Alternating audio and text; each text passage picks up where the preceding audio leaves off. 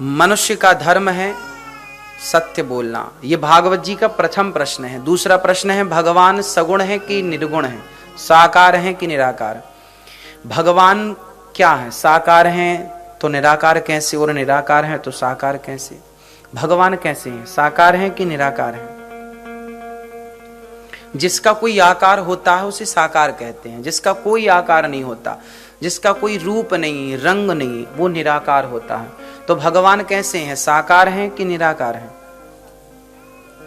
आप लोग क्या मानते हैं, साकार या निराकार? भगवान कैसे हैं? निराकार। तो साकार नहीं होते भगवान? भगवान साकार भी हैं और निराकार भी हैं। कैसे?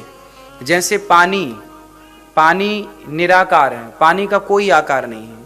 पानी निराकार होता है, पर वही पानी जब बर्फ बन जाता है तो वह पानी एक आकार ले लेता है। तो पानी निराकार है पर बर्फ आकार है, जबकि पानी ही बर्फ बना।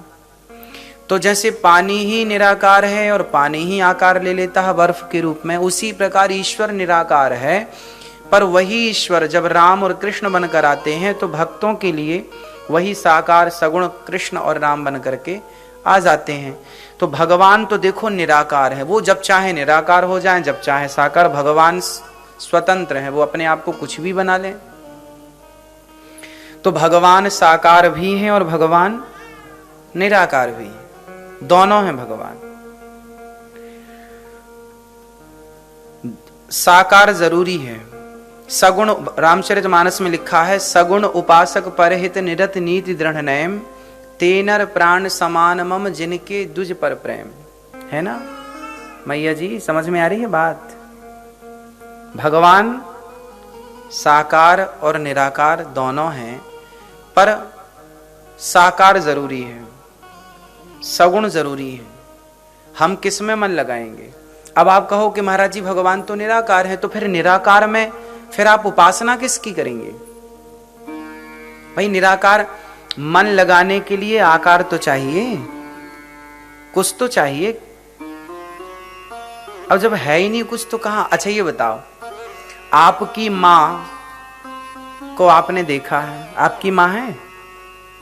नहीं है। तो जब थी तब आपने देखा है? अब मैं आपसे कहूं मैया, ओ मोबाइल चलाने वाली मैया, सुन लो मेरी मां।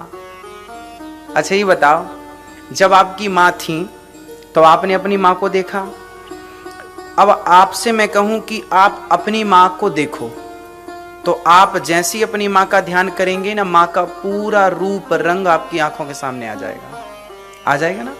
आपकी मां आपके बगल में नहीं बैठी, लेकिन आप चाहे ध्यान करेंगे ना तो पूरा हुलिया, पूरा जस का तस मां का स्वरूप आपकी आंखों में आ जाएगा।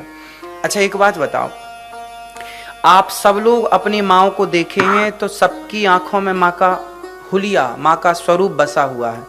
लेकिन एक बच्चा वो है जिसने अपनी मां को देखा नहीं, बचपन में उसकी मां गुजर गई, फोटो भी नहीं थी, और उसने मां को नहीं देखा, न फोटो देखा। अब उससे कहो कि तू अपनी मां का ध्यान कर, तेरी मां का हुलिया कैसा है, स्वरूप कैसा, तो क्या आएगा?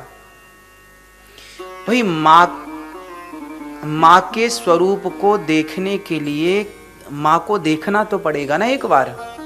आपने एक बार भी यदि अपनी मां को देखा है तो वो एक बार देखने के बाद सदा के लिए वो छवि आप मन में बसा सकते हैं। तो सदा के लिए भी एक बार तो देखना पड़ेगा, और जिसने एक बार नहीं देखा वो किसका ध्यान करेगा? तो कम से कम एक बार तो चाहिए देखना। इसलिए हमारे यहाँ मंदिर होते हैं कि वो भगवान तो निराकार है, पर वह निराकार, वह निर्गुण इस साकार रूप में बैठा है कि तुम एक बार इस स्वरूप को मन में बसा लो और सदा फिर इसी का ध्यान करना, क्योंकि वह जो निर्गुण निराकार है वह साकार भी है, वो इस रूप में है। इसलिए जगन्नाथ जी हैं, द्वारिकानाथ जी हैं, बद्रीनाथ जी हैं, विट्ठलनाथ जी हैं, रंगनाथ जी हैं, इसलिए